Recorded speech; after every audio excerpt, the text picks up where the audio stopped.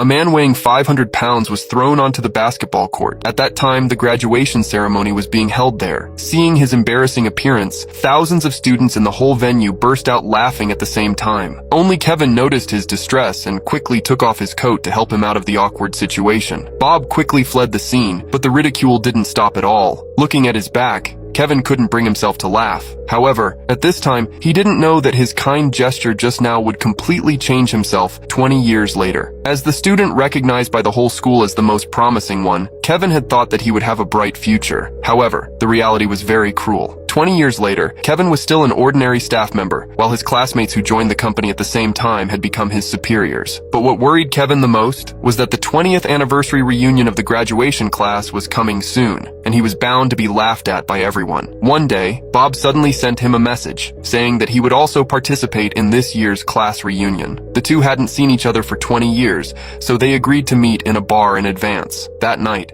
Kevin arrived at the bar alone. My man, you better back the fuck up! Whoa. Back up, man! If I give you these fists, I'll fist your ass. Calvin, it's me, Bob.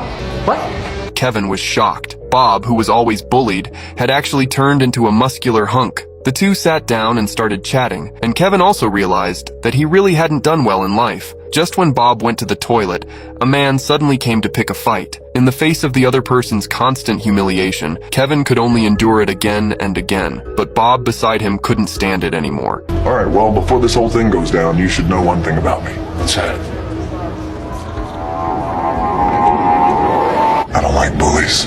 It only took Bob 5 seconds to knock down 4 burly men. At this time, Kevin suddenly found that he had become the one who needed to be protected.